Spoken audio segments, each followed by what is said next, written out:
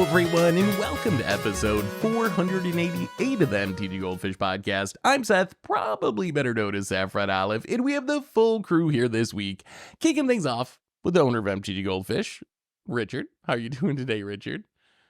I was Good gonna make a morning, sweaty One Piece grinder joke, but I decided I'll save that. We'll save that for the It's body of the so cast. smelly in here. It's so sweaty.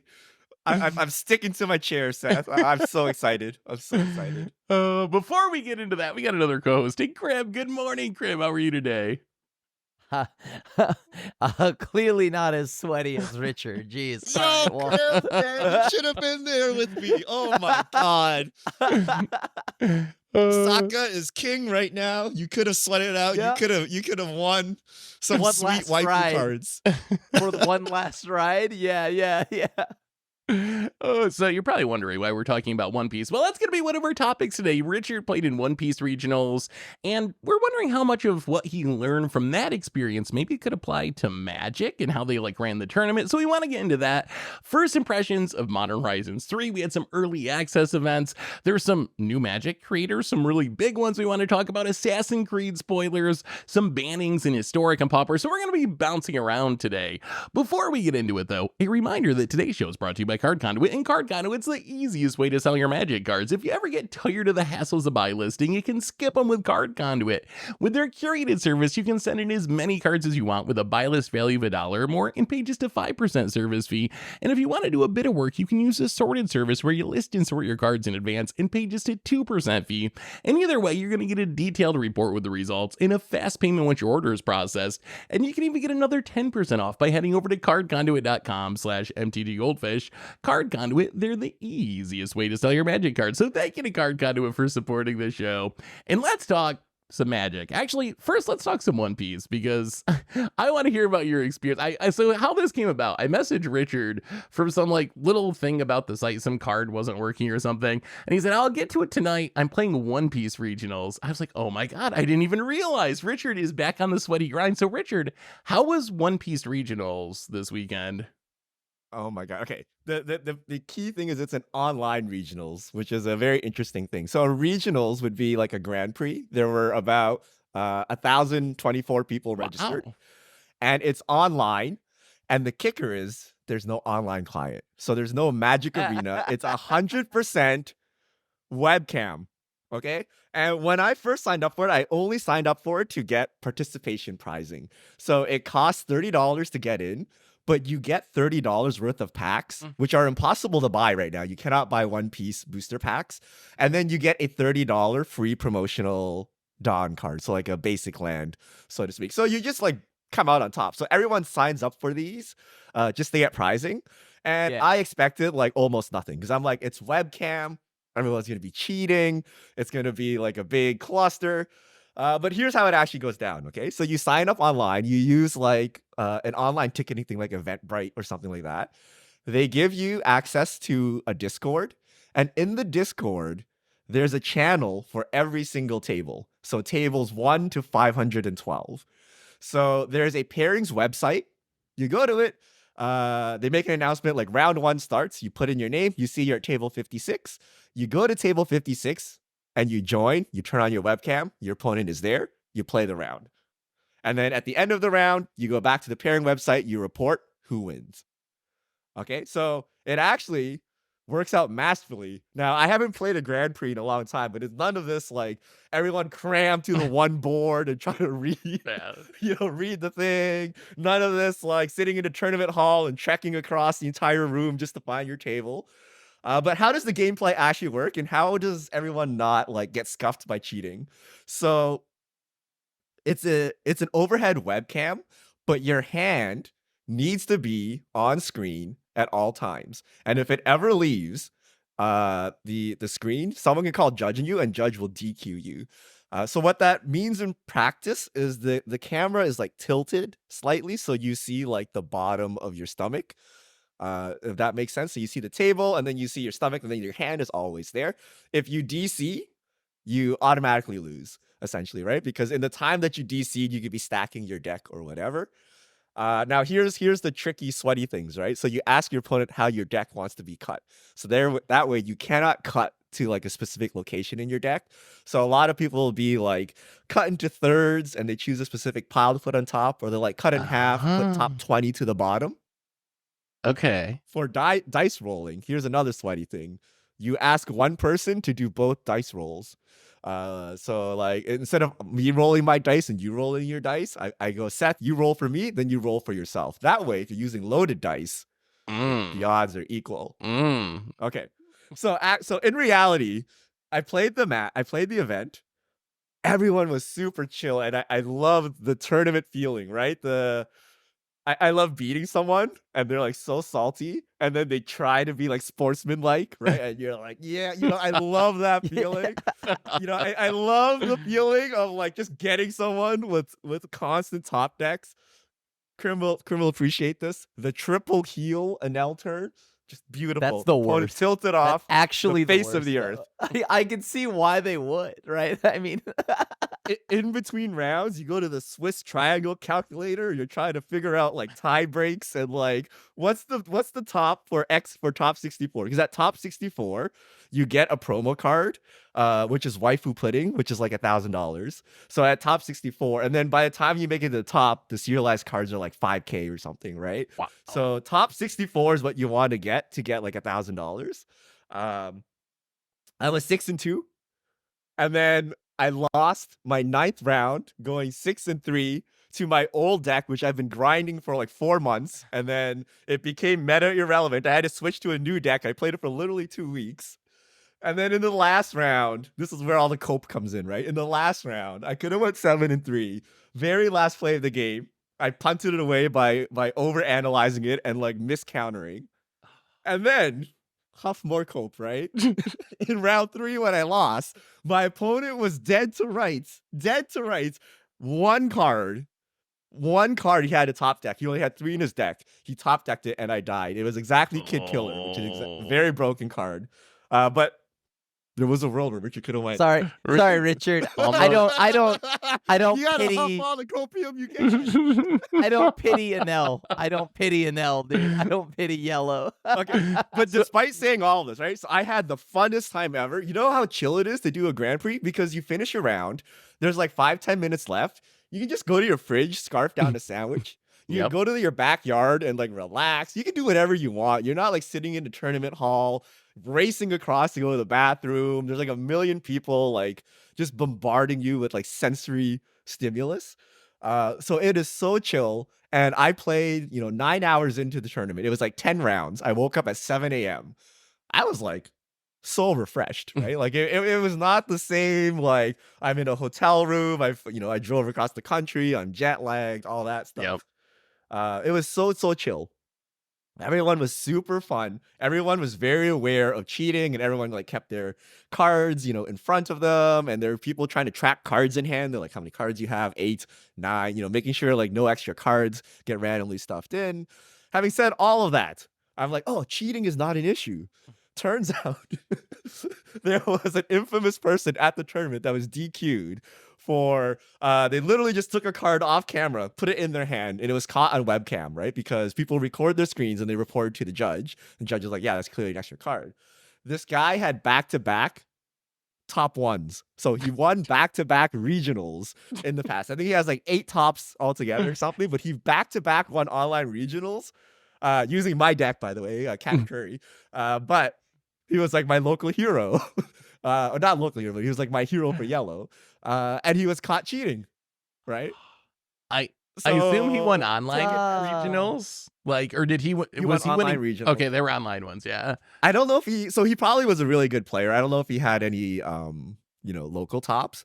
But his most infamous one was the back-to-back yellow, because yellow is known for being the color of randomness, right? And then he wins 2 of them back to back. That's 10-0 twice. You're like, where's the random now, bro? Yeah. Skill, bro. Right? But having said that, it's very hard to cheat without getting caught. And my impression was there was probably just as much cheating in a real life Grand Prix. But because you have a camera here, like it can be caught.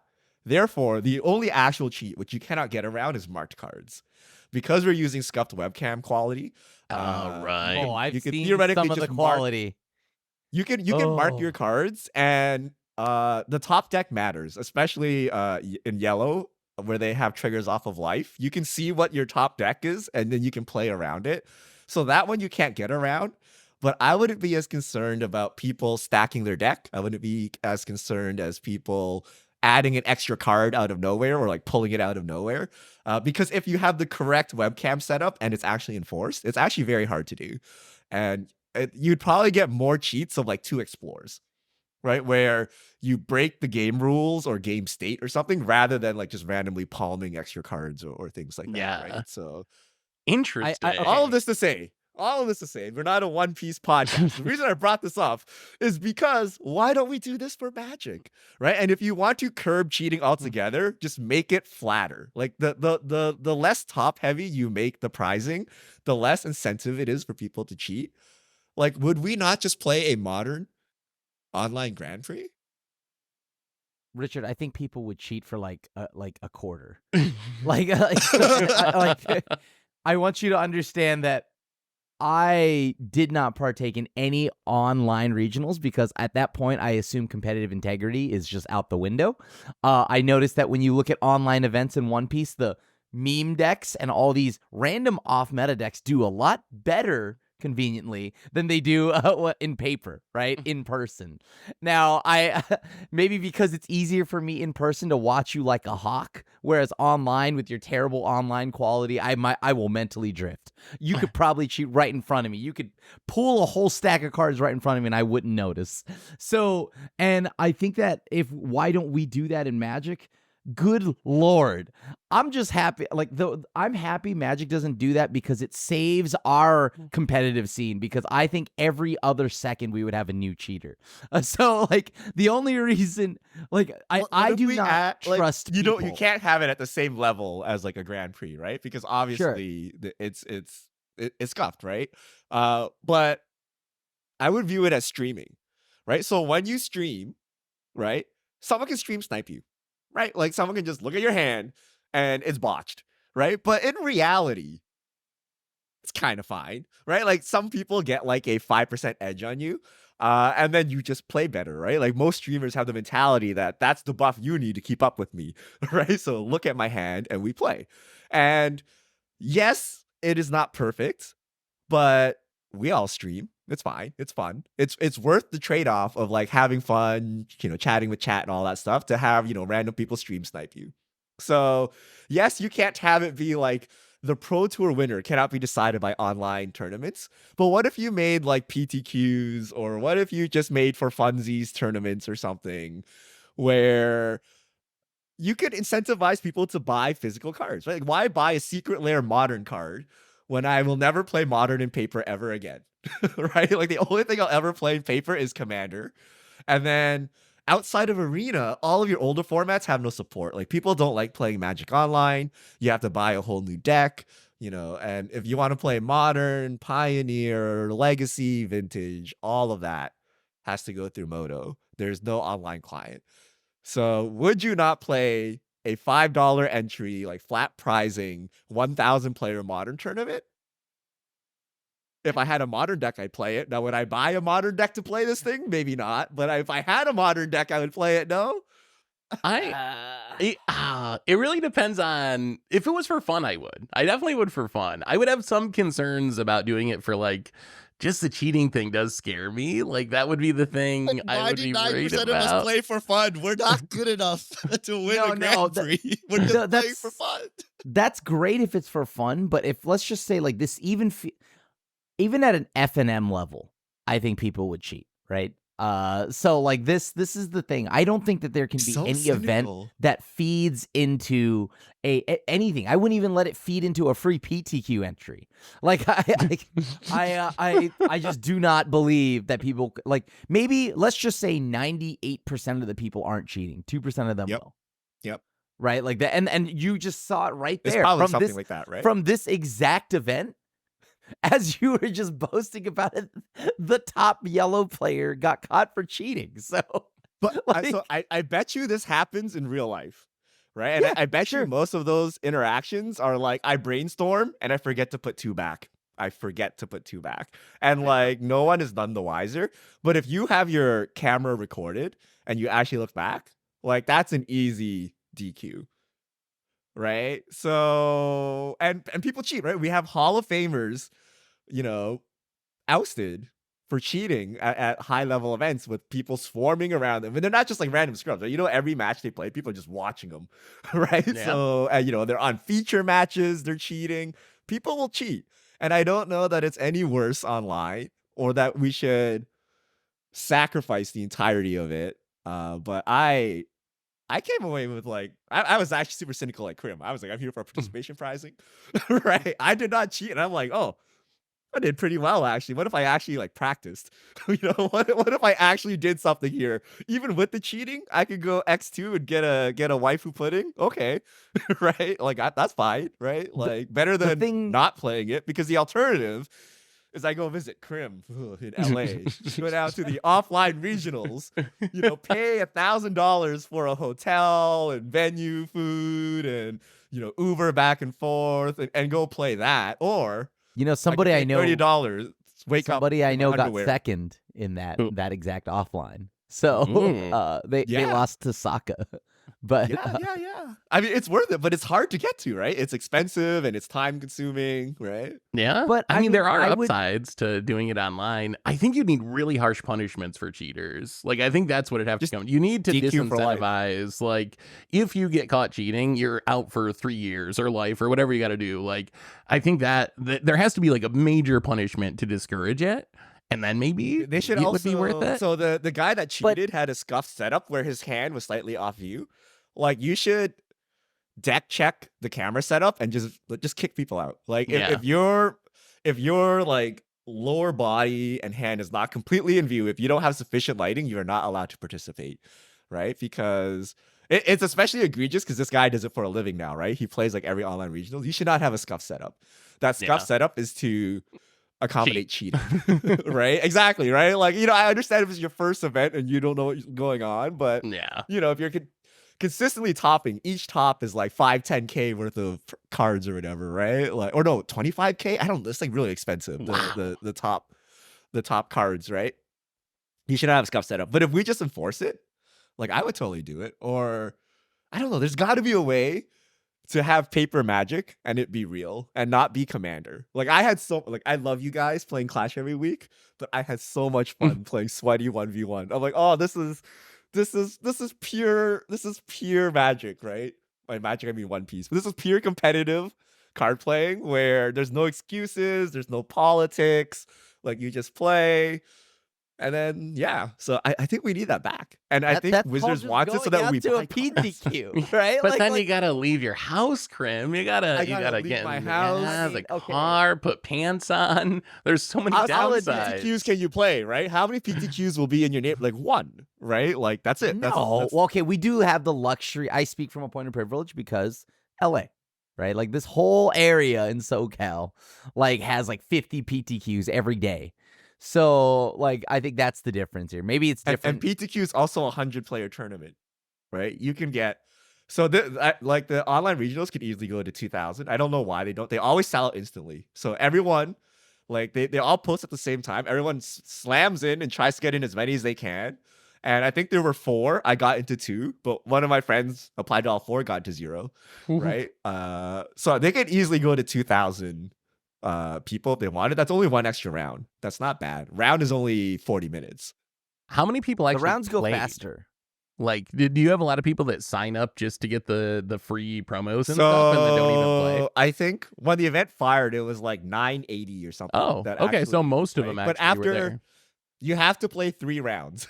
So to get once the prizes. you play 3 rounds, you get participation prizing, and I think at that point we're left at like 600 players. Oh, that's still like some of them 60%. may have been X3 scrubs, right? Like, I don't Yeah. some of them could have X3 scrubbed out, but some people just show up to play. But you could fix that too by not awarding such high participation prizing, right? So that the actual tournament players can get in, right? Because a lot of people are just like, I'm just here to get the packs and leave. Right. Yeah. But I just think here's like, I don't see Magic being able to do that. I'm sorry. At the end of it all. No? How about just Command Fest? What if we just do Command Fest like this? Command Fest online, where you set 500 tables, and then for $5, I guarantee you get a match for the next like 12 hours.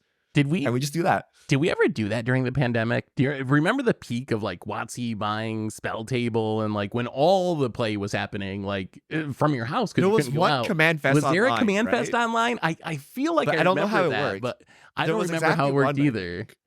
But that is a cool idea. Like, there's certainly some potential there. Like, there's certainly potential. Everyone's got webcams. Everyone has a setup. Some people really like paper cards. I think with tournament play, the other thing is like, for Wizards, you have to sell them on not using Arena or not using, well, they don't care about Magic Online, but Arena in specific, I think, is their default for doing online tournaments. But like you said, like, Modern. yeah, you don't get all the formats there. Like Modern Horizons 3. You know, wouldn't it be cool if we could play Modern? But Play Moto, my timeless flashy Moto. promos. But Moto, Timeless it's still better.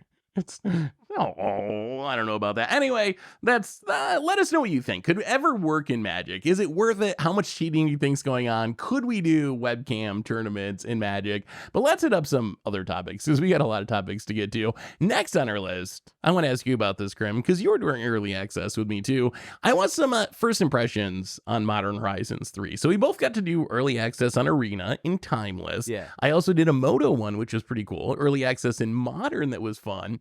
But what stood out to you? Any sleeper hits? Anything that underperformed, overperformed?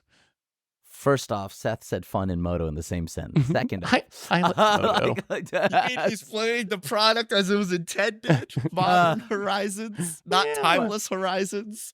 but Not I will Commander say Horizons. one thing about that whole thing is that Blood Moon is still good. My first match with Soul Sisters, Seth was my opponent, and he Blood Mooned me. And then Inferno Wait, Titaned.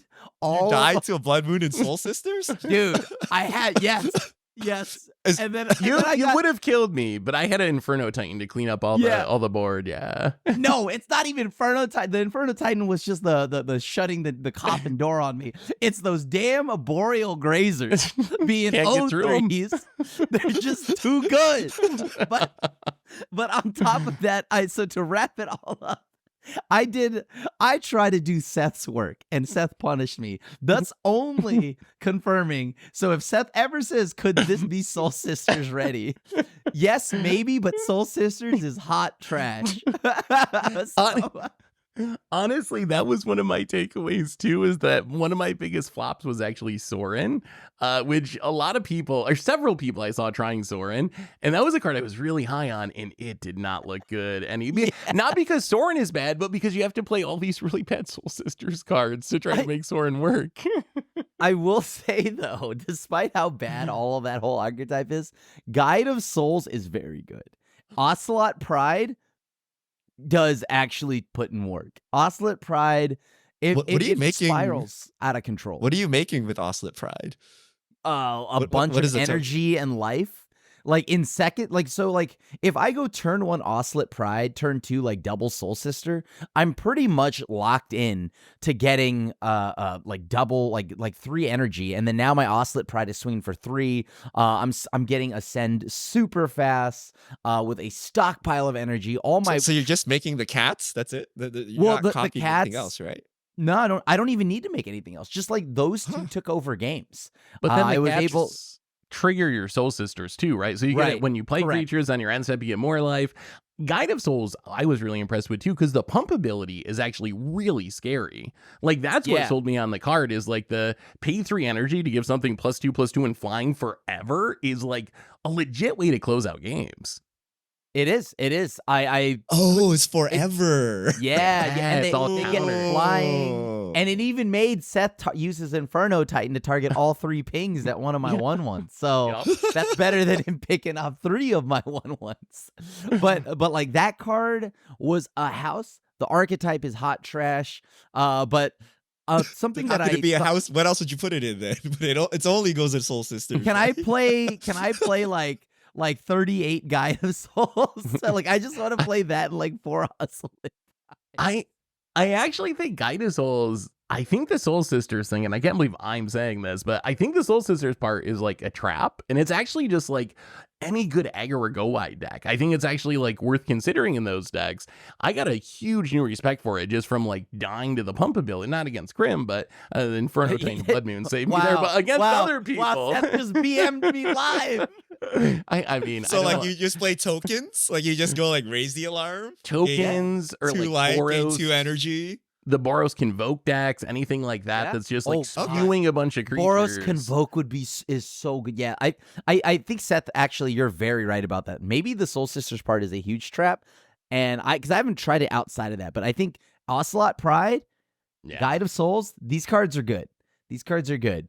Of the flip planeswalkers, I did not try Rel. Sorin kind of underperformed. Yeah. Tamio was just solid.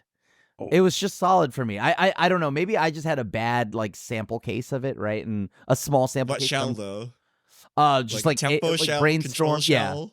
a tempo shell. I've tried it like with like Delver, things like that.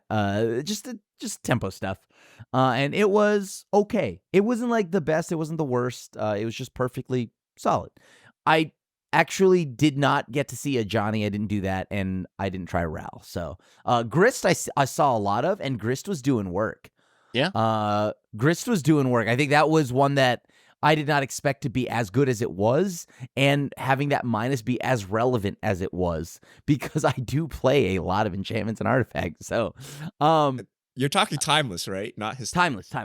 I don't know historic, and I don't know what else, but yeah, I will say another thing that overperformed for me, and this is not a meme. I think Crabomination in like Affinity. And like, dude, it's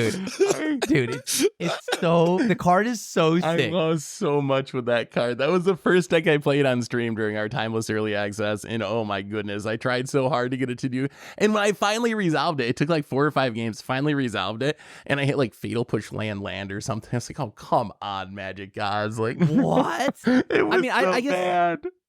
I don't know what shell you played it in, right? Obviously, but Yeah. like for me, I played it in Rakdos, and then I pretty much did the basic Rakdos thing, right? But then I was able to just like get artifacts and all of that too. So then I was also attritioning them out. So I used Crabomination as a super Thoughtseize.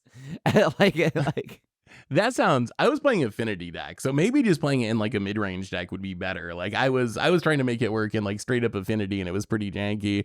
I thought Tamio was really good. That was a card I was really impressed with. Yeah. But maybe I think we'll have to see. I think if you can flip it on turn 2, it's kind of busted. There were so many games where it was like turn 2 Tamio Brainstorm, flip it, plus, draw half my deck. And then you just win. When you draw half your deck on turn 5, it is really hard to lose. Another card, I want to hear your opinion on this one, Crim, because this is a Crim card. This card impressed me and it surprised me. Invert Polarity. The 3-mana counter spell that yoinks a spell half the time if you win the coin flip. That's a card that I had some success with, and I also had other people play against me. And when you like cast that and hit a 4-drop or a 5-drop or a finisher or something and end up winning the flip and stealing it, it's like a cancel that just chaotically wins you the game almost. I mean, it's a cancel at the floor, but also a commandeer otherwise. Yeah, the card is nuts. I did like, oh my God, I thought that card was sweet. Yeah. Like that was another one that overperformed for me as well. And then I think, as we expected, as we kind of talked about in the last podcast, yeah, Necro Dominance is disgusting. Yeah, it's disgusting, right? Like it is disgusting. Oh man, it's very disgusting unless you get Bowmastered. It does absurd things, but then I've also had games where I play it and my opponent flashes in Bowmasters and I just can't draw for the rest of the game and I kind of straight up lose. So there's counterplay to it, which is good. It's like a really powerful card, but there's also really powerful counterplay to Necro, but it is not a bad card. It like, if anything, it's trending towards like maybe being broken, I think. Although there's another card. This is more modern and also CDH apparently. I've seen a lot of CDH players talking about this. Nadu apparently is going to get banned. Nadu's just like, the card is so absurd. In modern or CDH? both. Probably both. Yeah. Both. It's Banned in modern? Yeah, Nadu Summer is It's Wait, a what do you play with it? What do you play with it in modern? Shoko or whatever. yeah, the yeah. yeah. And it's really good. It's like How do it's you? What if you don't resolve a Nadu though? What do you? What do you do then? so What the do you deck think the Nadu player's doing? like you're just gonna sit there and then like wait. I mean, the decks you get counter spells to protect it, but you also have like Chords of Calling and so forth. So you have lots of ways to find it.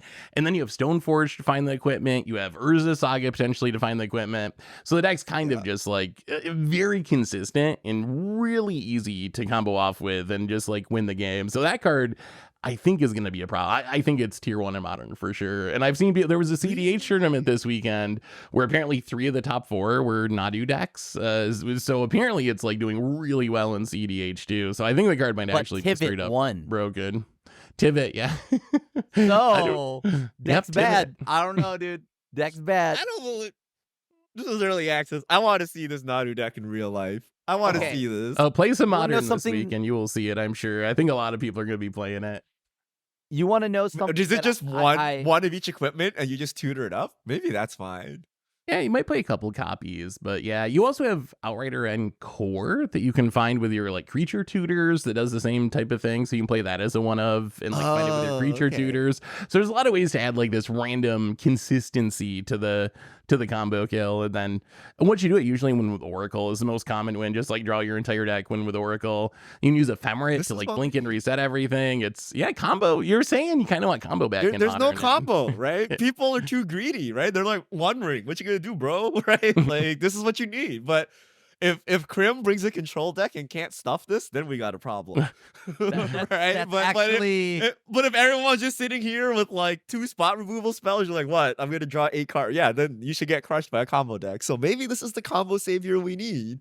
Richard is But fair in saying curious. that because we aren't like it's not like I went in that playing blue white, right? Like or something. I mean, not that control is good in that, but like I will say something that has surprised me enough also that I cannot sing enough praises about. Like it is the only thing that matters. I went out and bought them this weekend. I went and got Crabomination, but Emperor of Bones.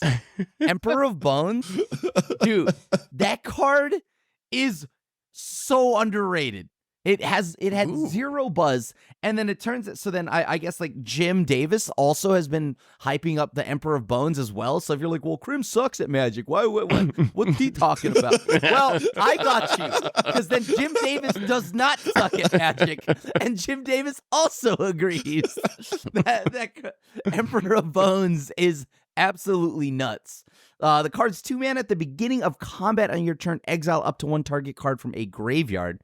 You can pay 1 and a black, adapt 2, and whenever 1 or more 1/1 counters are put on Emperor of Bones, put a creature card exiled with Emperor of Bones onto the battlefield under your control with a finality counter.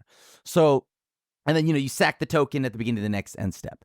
But yeah, so it is able to just keep getting back griefs all weekend, like the whole time. God. I was getting back griefs, I was getting back crabs, I was doing it all. It was Your Oh. Emperor of Bonesing back Crabomination. That's the most modern Horizons 3 thing I've ever heard. okay. That might be a meme. We don't know yet, but I can tell you that I think Emperor of Bones for what it is at such a low cost is nuts. Yeah. I really didn't play with it or against it much, but it seems like it could be good. Is this Jundable? It's Ooh. Jundable. I would look Maybe. at it. I would look So at you it. know what's funny? It's like you play it and then they cycle like friggin' Oliphant or whatever, the 7/6 or whatever. You just untap and you adapt and you take and you smack their face. Right? Like Yeah.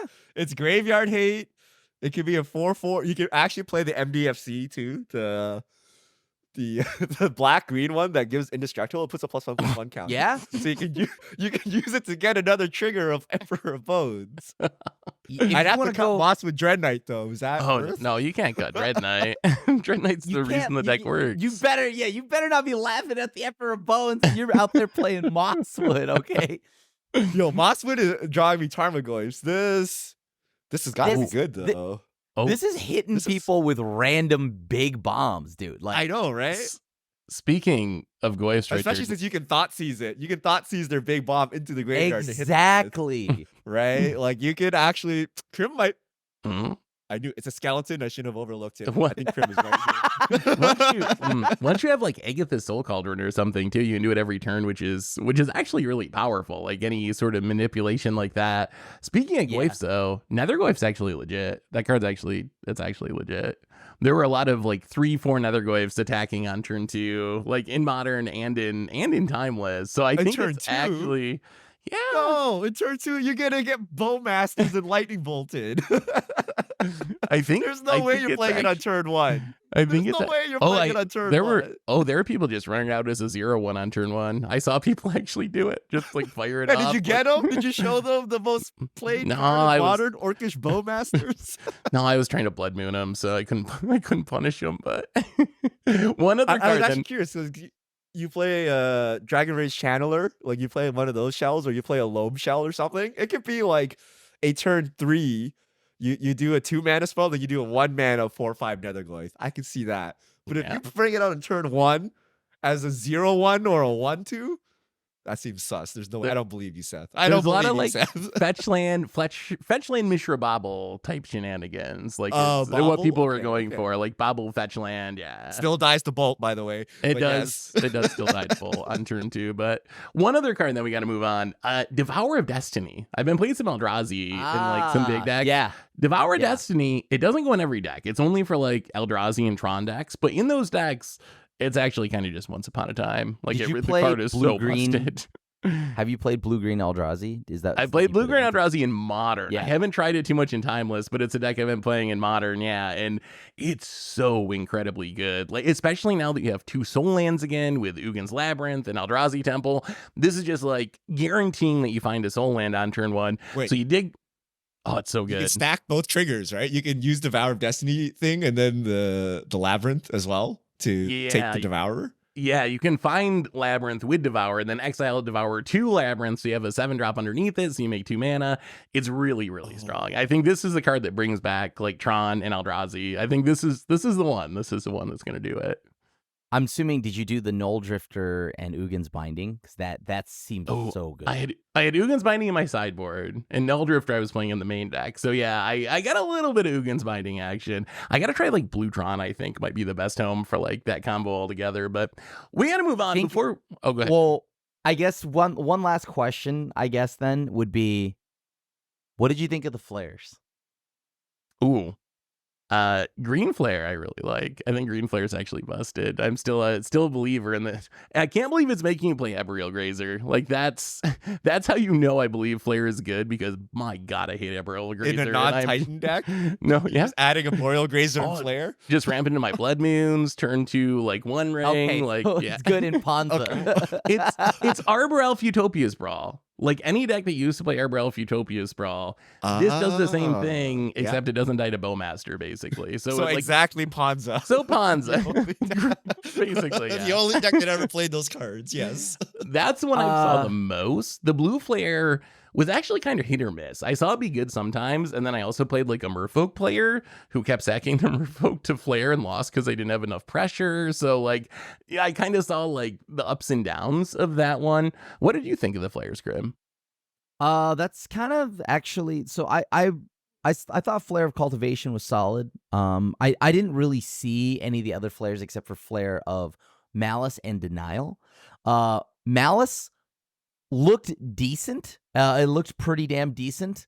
Flare of Denial, I believe it or not, I think I felt from what I saw, I thought it kind of underperformed. I played it, I did the thing, and like you had mentioned, I was playing it on Merfolk, but I felt like more often than not, I traded my pressure. Yeah. I traded my pressure to keep part of a board that they just removed anyways. So like that was it was kind of weird. The whole non-token part of it is a real cost. I was on the other side of that matchup, and I find myself like kind of hoping they'd counter some of my spells with Flare because it would get a merfolk off the battlefield that was like growing from the lords and everything. So yeah, there is a real cost to it. I don't think we have an evoke elemental situation for sure. Like I think maybe they figured out how to make fair free spells or like fair-ish free spells, but that's my initial impression is they're definitely not busted like the evoke elementals are. I still think they're going to be really good in certain decks, but yeah, they didn't like run away with early access day or anything. But we got to move on to some other topics. Before we do, though, we have a word from today's sponsor. Today's show is brought to you by Shopify. We've been using Shopify for years to run our merch store, MTGGoldfishMerch.com. Shopify is the global commerce platform that helps you sell at every stage of your business, from the launch your online shop stage to our first real-life store stage, all the way to the data million order stage. Shopify is there to help you grow. Whether you're selling scented soaps or offering outdoor outfits, Shopify helps you sell everywhere, from their all-in-one e-commerce platform to their in-person POS system. Wherever and whatever you're selling, Shopify's got you covered. Shopify helps you turn browsers into buyers with the internet's best converting checkout and sell more with less effort thanks to Shopify Magic, your AI-powered all-star.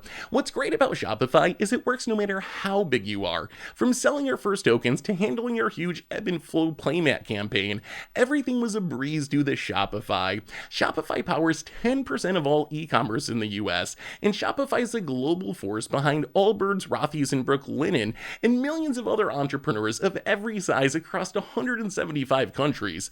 Plus, Shopify's award-winning help is there to support your success every step of the way, because businesses that grow on Shopify. Sign up for a $1 per month trial at shopify.com/goldfish. All lowercase letters. Go to shopify.com/goldfish now to grow your business no matter what stage you're in.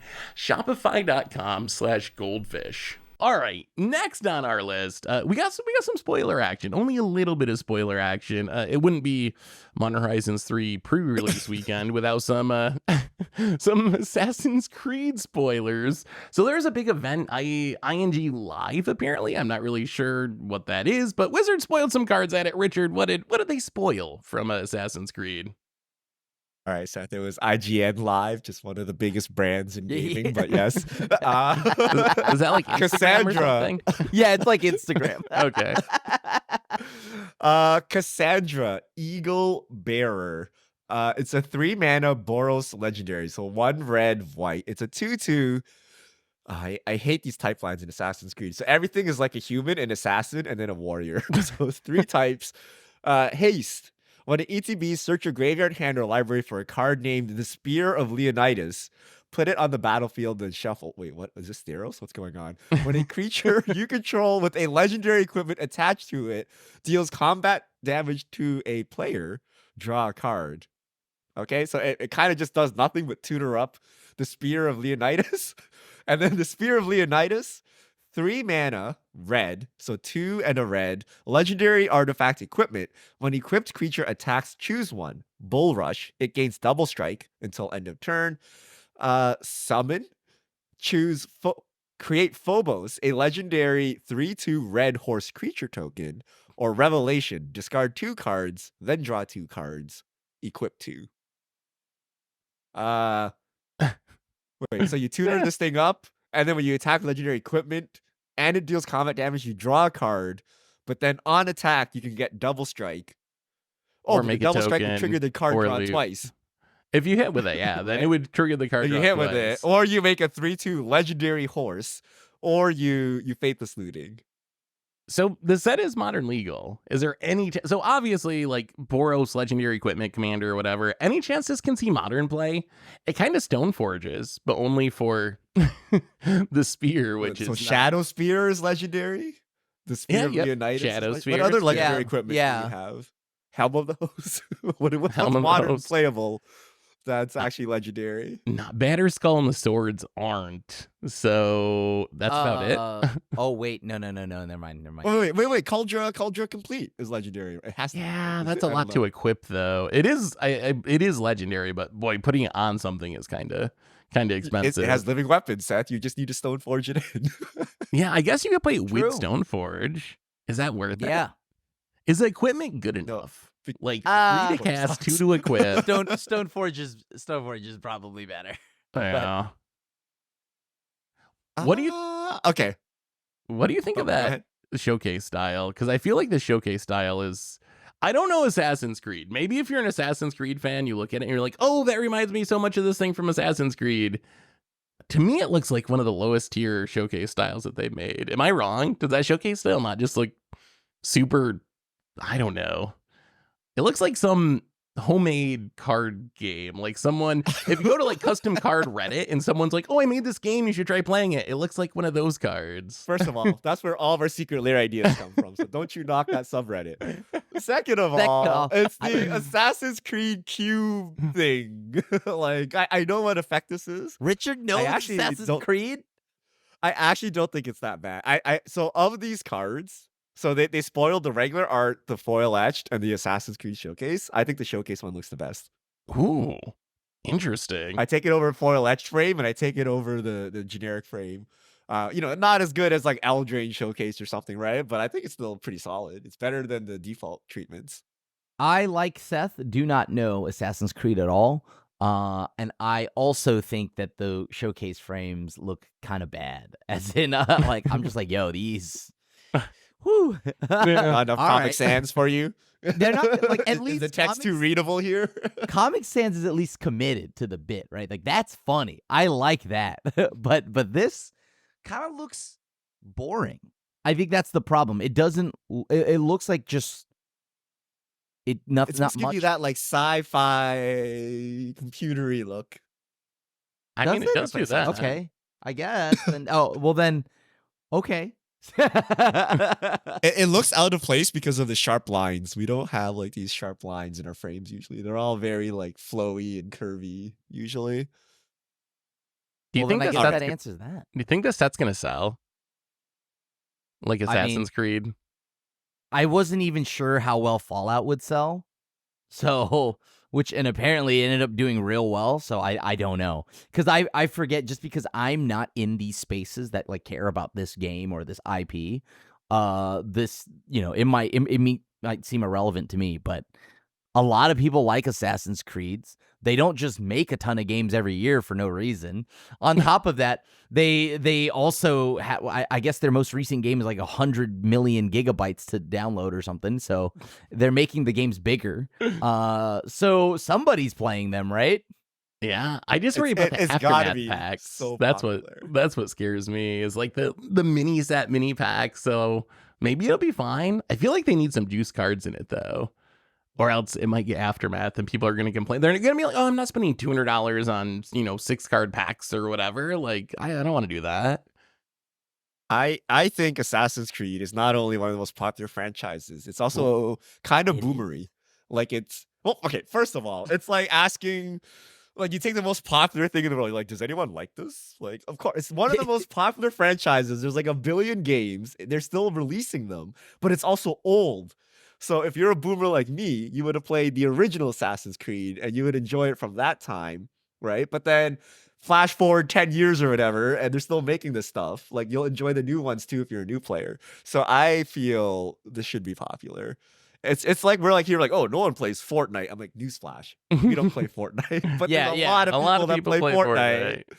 Right? And Magic players are gamers, and Assassin's Creed is a very beloved franchise. And maybe it went astray somewhere along the line, but apparently they corrected it. Apparently it's back on theme and like banging again. But I think it's gonna be popular. I mean, I Plus know parkour, one thing that is assassins. funny, and it is that you're going to have historical figures in Magic, and I think that's funny. So, like, being that'll able bring to people too, right?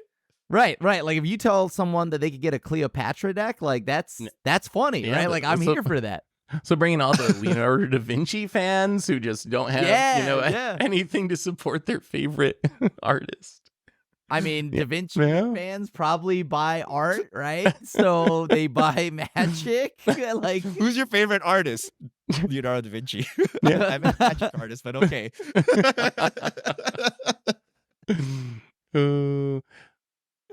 So anyway, we'll have spoiler season for Assassin's Creed in a couple of weeks. This was just the early spoilers.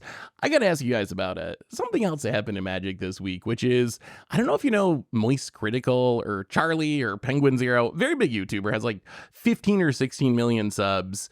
Randomly in the last week, all of a sudden decided he's like addicted to Magic and has posted a whole bunch of videos. There's like Commander gameplay. There's like 3 or 4 box opening videos of him just like opening boxes. My question for you is, how much does this actually matter? Like, as far as bringing people into the game, we talk about universes beyond bringing people into the game. For a bit of context, I did a little research on Penguin Zero. In the past month, Penguin Zero had 166 million views on his main YouTube channel. To put that in a little bit of context, the Professor, who just got 1 million subs, he had about 7 million views in that time. We had, between main and Commander, about 6 million views. All this to say, Penguin Zero, I think, gets as many views as all of Magic content put together on his own channels on a monthly basis. Does this mean anything? Like, is this going to bring new people into the game? Is this like a huge deal, or does it just not really matter? I think this will bring at least a few people, right? It won't bring like all 166 million views, right? Yeah. But if it brought like, like maybe 100 people, right? That, I think that's already 100 new people in that world. Because I will say, I know the dude is funny. I've seen his clips show up because in the streamer spaces. And on top of that, I know he's loved collecting card games, but he's never quite played them, right? He bought cards just to open them, to have fun with it, but never actually play it. So now he's starting to use those cards. And I think that is a big reason for his entry into the world of content. I think, the more creators that get into the Magic space, the better it is for the game overall, right? I mean, it may not bring 166 million views, but if it just brought 100 people, that's like good enough, right? So I think it's a net positive for the game. Dude's hilarious, and that's as much as I know about him. He could have trashed Magic the Gathering, saying it is the worst thing ever in existence, and it would still be positive. Right? 'Cause you go spam numbers, right? At 1%, right? It'd be 1.6 million, right? If it was 166, right? And then at 0.1%, right? It would be still 160,000. Like, there's so many people, if you just keep going down the numbers, that no matter what, like, it's just bringing eyes to the game. And we know the game is good, right? So even if he trashed the game and called it hot trash, some percentage of his crowd will look at it and be like, oh, yes, this resonates with me. I'll play it, right? So I can't imagine anyone arguing that this could be bad, especially since he likes it, right? And he's like engaging in it in a positive manner. This is very good for the game. Now, is it any better than Post Malone buying a $2 million One Ring? I don't know, right? But it's like of that level where the normies get to see the game, and some will like it, some will not, right? And then, but the people that do like it will join the community, and then it'll grow. So it's probably a very, very good thing, and it's not a shocker that Surprise nerdy guy likes Magic the Gathering. Like, we got him.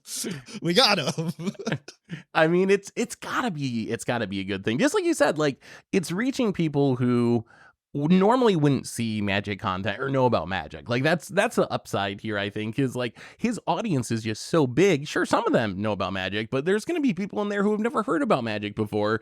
And now, because he decided to do a video about it, they're going to at least know what the game is and have some chance of maybe they're interested. Maybe they decide to play it. So I'm very excited to see, like, I think this is one of the biggest, as far as YouTube goes, one of the biggest creators to really get into Magic. I know there was like a PewDiePie Play Arena thing a few years ago that like came and went, but this guy seems Charlie seems very actually interested in the game, and like he really enjoys playing the game, which is just something I don't think we've seen from like such a big YouTuber before. So kind of excited. This is the honeymoon Didn't phase. Mr. Beast do some kind of arena event?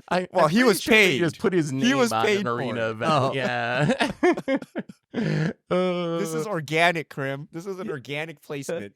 Until we telling see me- Hasbro's like next corner. Like, we gave Penguin $100 million. I mean, I know It's- that like Moist likes the game, but that I It's- just always forget that at one point Mr. Beast it's like I for something along the lines of like He related never to said he liked the magic. game, right? He was Yeah. But his name was tied to magic somehow, and I thought that he was had he had an funny. F&M or something one time. Yeah. the the opening videos are actually pretty funny because he's still kind of like learning all the cards, so he'll get very excited about like a dual land that's actually like a snarl or something, and be like, oh my god, this card's got to be so good, and then I'll look it up and it'll be like $1. Oh, it's kind of precious to see, yeah, someone just learning all that stuff for the first time. But anyway, last bits of news of the week, we had some bannings, some early bannings this week in Pauper. They banned Cranial Ram, the living weapon cranial plating, before it even released. And then they announced the historic bannings, which I don't know how many people still play historic now that Timeless is a thing, but they banned the Flare cycle, the Fetch Land cycle, the Evoke Elemental cycle, Winter Moon, and Harbinger of Seas. Any thoughts on the bannings for MH3? Historic? What is that? What is the point of historic? I will Like, also either release all the cards or don't release the cards. Like, why are you releasing it? Then like shaving like 15 off the top. Like, why? Just say I Modern Horizons 3 only for Timeless, right? Or actually anything goes into historic. Like, why do this weird? Why Excuse have me. historic? How about that? Just like why? I'm 'cause, not- like sure what purpose it serves anymore. Lower power level? well, no, but like if I want to play a power level that isn't timeless, I would just play Explorer because that's Pioneer, right? And then like that. So then you have Standard, you have Pioneer, and then you have Timeless, right? Which is like the Eternal format for like Arena. And I think you have all your boxes checked there. I mean, well, actually get full Pioneer onto Arena, but get that done, and then you've got the 3 formats, all you could ask for on Arena. And I don't see a purpose to like historic anymore. It might be for I Alchemy. agree. I feel like Alchemy, But like, Alchemy is in Timeless as well. it is, but the power level is like so much higher that we haven't seen as much Alchemy. So maybe historic Add exists Alchemy to to be Explorer, like, Seth. oh no, anything but that. But But I follow up Krim's idea with remove historic and remove alchemy at the same time, and then you're good. I think that would make most people happy. I'm sure there's still some historic players out there, but I think the format's really dropped in popularity since Timeless came out. Anyway, I think those are all of our big topics for this week. Richard, do we happen to have a fish mail? I was not prepared, Seth, because our topic list was very long. So let me pull up We got through them the faster website than- X, formerly known as Twitter. Does anyone actually use X? Like, is that going to work? Like, No. or 20 years I've from now, never people are once still going to called it say that. Twitter, right? Yeah, I have never once called it that either. I like jokingly said it like oh X, but like that's about it. Okay. Okay, this one's an interesting one. We may have touched upon it. So at only way, which card is the hogak of Modern Horizons 3? Do you really believe it's Nadu? Oh, it is Nadu. It's- Hands down, it's Nadu. Nadu? Nah, dude. Let me tell you something, all right? I got Like, you. how serious are you guys on this? How, like, when we see the results, when does it release on Moto? This Wednesday? This Thursday? It's this week on Moto, and we see the first challenges come out. Are you expecting to see all Nadus up there? Or you think it has potential to be Hogak? Like, maybe it's Hogak, maybe it sucks. Or you're like, actually, it's Hogak. It's coming. I'm not gonna lie to you. If it isn't the Hogak itself, it may not be the full second coming of it, but it's damn near right there. It might maybe fall a little under Hogak, but a little under Hogak is still very dangerous. I mean, that's still... Hogak was banned after how long? Like, not that long, right? Yeah, it was like 3 Hogak was months. banned pretty quick. yeah. Wait, was it 3 months of Modern we had to play with that? Yeah, because they banned Okay. Bridge from Below first, and that didn't work. Oh, and that's then- right. Yeah. That's I was right. main. If And I then people couldn't- played fair Hogak instead of the combo Hogak. And it's so funny because if you listen to like Canister and some of like the best Modern players, they think the deck actually got better after they banned Bridge from Below. There's a really good Ristic Studies video going over like the history of Hogak that was check it out if you haven't seen it. I think Nadu's like I want to say like 75% to be hogak. Like, it is the most hogak-ish card in the set. I don't know if it's quite as good as hogak was, but I do think it's gonna. My expectation now is it's gonna be a problem. Like, it might take. Well, I guess hogak was a little complicated to build at first, right? So, like, I don't know if this week we're gonna see Nadu take over the challenges, take over all the leagues, but I think within the course of like a couple of weeks or a month, as people actually refine like the best Nadu list, I think it's gonna be really busted. I think it's gonna be very hard to hate out. Like, that's kind of the issue. Like, even if you deal with Extirpate. your opponent's still like drawing a card off of it. So I think it's gonna be. I think it's not relying on the Extirpate. graveyard. It's split second. Extirpate split second, right? Extirpate does have Yeah, split yeah. second. But- So are you saying Mill got better? Mill the Nadu, extirpate it. Yeah. Surgical know, extraction. If you remove the Nadu and I'm playing Stone Forge Shukos, I'm like, I don't think you can win. As opposed to every other meta deck, I remove Yawgmoth, I still die to everything else. I remove Primetime, I still die to everything else. But if you just remove the Nadu, can they win with Shukos and Stone Forges and counter spells? That is I the mean, question. you can toss in a Cauldron Complete or something to get off your Stone Forge. It doesn't seem that hard to build a backup plan into the deck. We'll see. I'm curious. I mean, maybe I'm won't be ready for busted, Hogak but- season. I'm ready for broke. This is so weird, but I'm tired of fair modern. Give me some broken crap, please. Give me the fear of dying on turn 4. There's no fear right now. Everyone's just playing literally for like turn 8 or something, right? Like, we're gonna grind each other out and go for it. So So I'm ready for this. I have another question for you. What's the next hogak? Like, let's say Nadu, you can't name that as an answer. Is there anything else that even gives like that kind of vibe after early access of like, oh my god, this might actually be broken? I think it's Necro Dominance. I know we poo-pooed on the card, but like, yo, It's too going up. hard. I will proudly, again, I with egg on my face, looking like a fool, I do not mind at the top of my chest yelling, yo, I think I might be wrong. I think that card is so good. I think Macro would be on my Bowmasters keeps list it too. in check.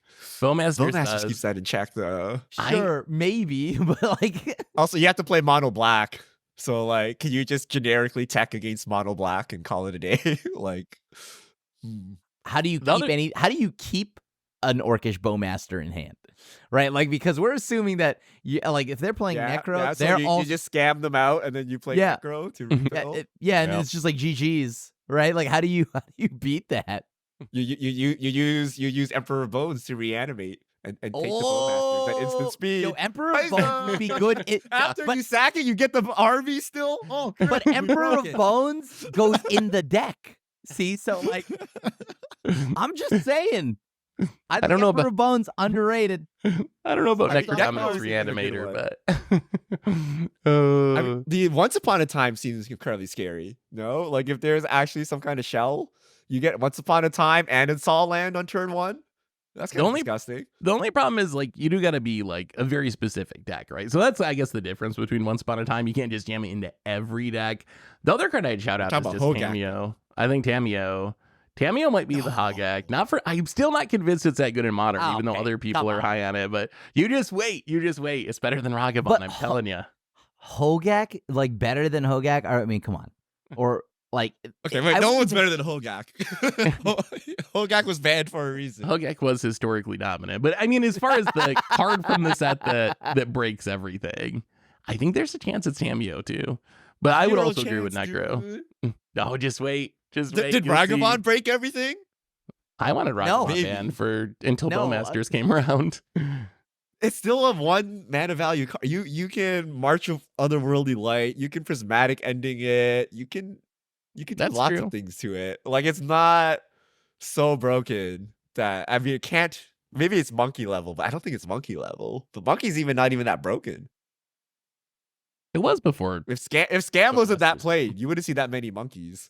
It's just Scam and Murktide. Oh man. Speaking of that, Krim, is Timeless dead because of Scam? Like that was my final question. Then we really got to wrap up the cast. Like, is it gonna just break the format?